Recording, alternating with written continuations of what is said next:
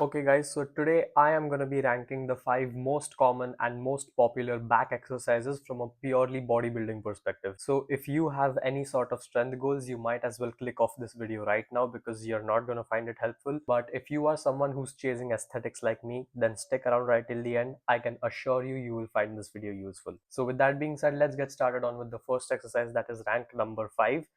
It is the barbell rows. Yes, it does target your upper back pretty well, but you know what else it does?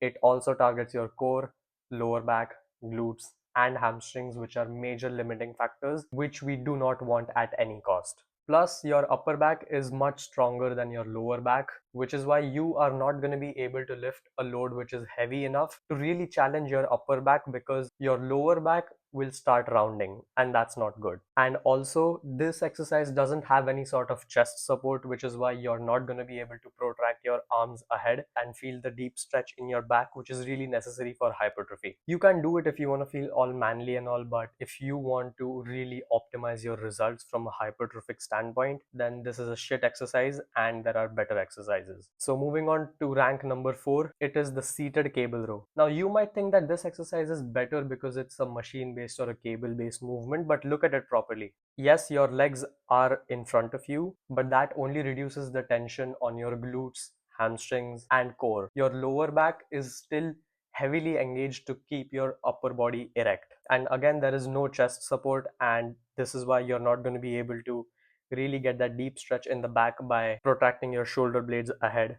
So that is another limiting factor, and this is why this exercise is on rank number 4. Now moving on to rank number 3 is the dumbbell rows. Yes, this exercise provides some sort of support, but your half core is still engaged in stabilizing the entire movement because you're pulling with only one arm. It gives unilateral tension on your back, which is why it is great if you want to sort out your muscle imbalances. But you know what is a better variation? Simply switching it onto a bench will remove all the involvement of your core and lower back.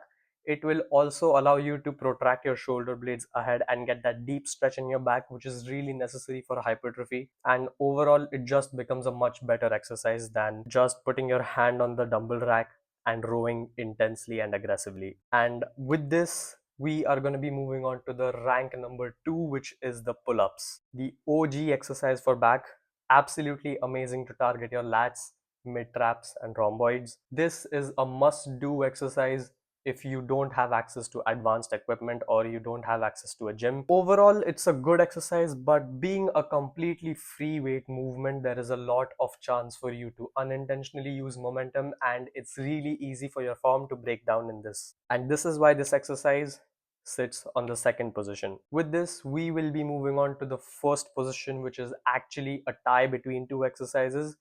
It is the lat pull downs and the chest supported T-bar rows. First, we will talk about the lat pull downs. So lat pull downs provide enough scope for progressive overload. It also provides stability because your legs are tucked underneath the pad. You can completely focus on your back and getting a deep stretch at the top, feeling a tight contraction at the back by pulling your elbows behind your back. Completely, your entire focus will be on your back because there are no limiting factors in this exercise. And talking about the chest supported T-bar rows, enough scope for progressive overload, and most importantly, it provides chest support.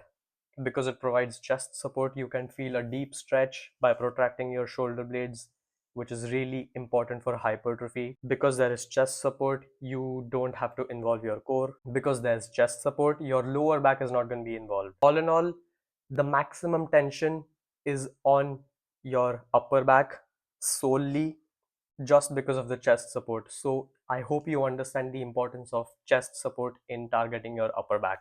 Plus, especially in this variation of chest supported rowing movements, the maximum tension is on the stretched position of your upper back, because as the lever comes down, the tension increases, and as the lever goes up, the tension decreases. But when the lever is down and the tension is maximum, your upper back is in a completely stretched state. That is really important for hypertrophy. But if you don't have this machine in your gym, it is all right. Any sort of chest supported rowing variation will do just fine. But if you do have this machine, I would suggest you to do this exercise for your upper back as compared to any other chest supported rowing variation. So that is it for this video. I am gonna upload more such videos for shoulders, biceps, triceps, abs, legs. So stay tuned, subscribe to my channel, and I'll see you in the next one.